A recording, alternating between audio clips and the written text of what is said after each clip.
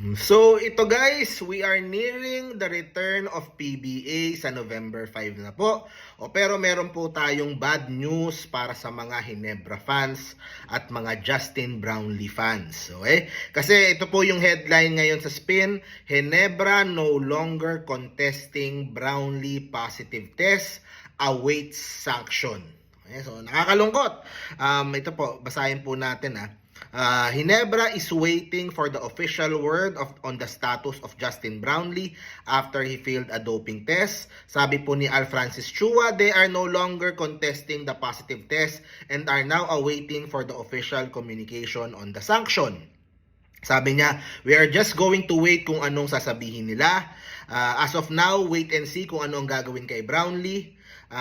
Sabi din ni PBA Chairman Ricky Vargas, the league will also wait for the official sanction. We have not heard of any sanctions yet. We will await for those sanctions. Then that's the time for us to respond. Tapos, Brownlee still has the right to request the testing of his B sample. Okay, pero sabi ni Chua, a retest won't have a significant effect on the result. Sabi niya, when I read na if you appeal, they are going to open the other sample na B na tinatawag. If you are going to look at the process and B is the same urine, why are you going to tell them to open it and questioning them or iko-contest mo? Yung bubuksan, ganun din. Kung ako tatanungin, hindi ko na iko-contest. Pareho lang naman ang laman. May punto nga naman si Boss Al Francis. A sanction of 1 month to 2 years could be slapped on Brownlee depending on the merits of the case. So, siguro ang punto dito ni Boss Al Francis, pag kinontes mo, pinatagal mo, kukwestiyonin mo pa yung ano nila, baka mas humaba, mas mainis sila, or mas humaba pa yung parusa. So ito, siguro itry mo na lang humingi ng pag-unawa mula doon sa authorities doon. Sabihin mo kasi inoperahan si Brownlee, baka na may nagamit ng mga ganong mga nilagay sa kanya. So baka pwede namang babaan na lang yung pong sanction. Okay? Baka mabababa into a few months.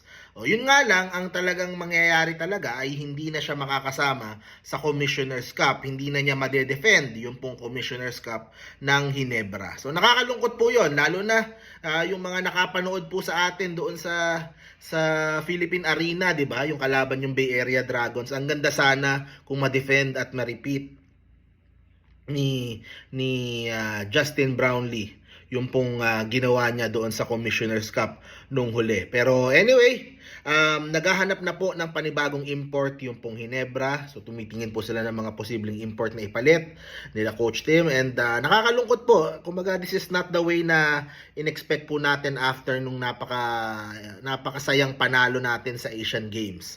Pero ako, alam ko naman, si Justin Brownlee will be well taken care of. Alagaan niya nila Boss RSA.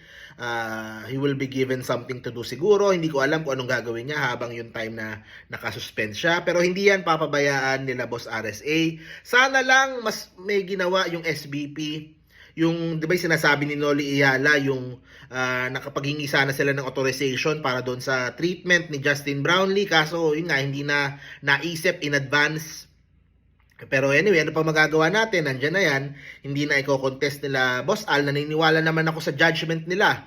Alam naman nila yan. Talagang nakakalungkot lang. Kasi excited pa naman ako. Tinignan ko yung unang game ng Ginebra ay November 17. Mukhang pinagpapahinga sila kasi sa kanila yung maraming players nakasama sa Gilas.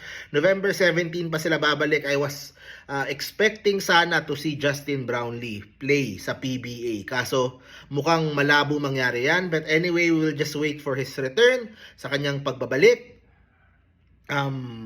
Mukhang malabo si Justin Brownlee. Pero ang maganda niyan, kung sakaling, ano ba ngayon, October? November, December, January. Kung sakaling mapagbigyan siya ng maliit na, sabihin natin 3 months yung kanyang suspension, it might be enough for him to play sa Feb.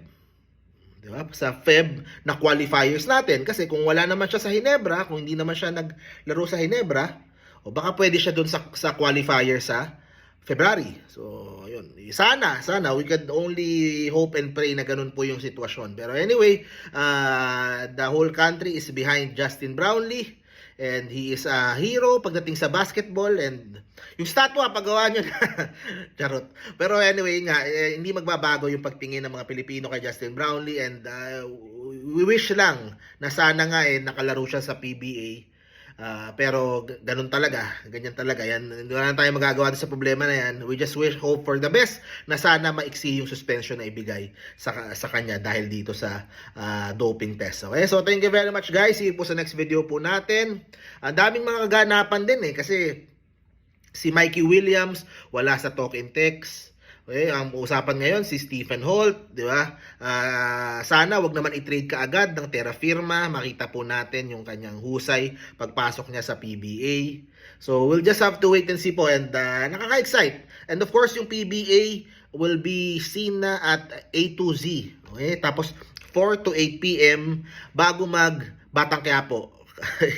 Yung kasi, tamaan mo ng lahat, hindi pwedeng tamaan yung Batang Quiapo. So parang ganun yung nangyayari. So mag-a-adjust yung PBA kay Coco Martin kasi mahirap talagang tamaan yan. So 4 to 8 PM sa A to Z kasi hindi na ma-accommodate ng TV5 kasi meron na siyang mga serye. Meron na yung news niya, yung frontline niya, ang lakas na.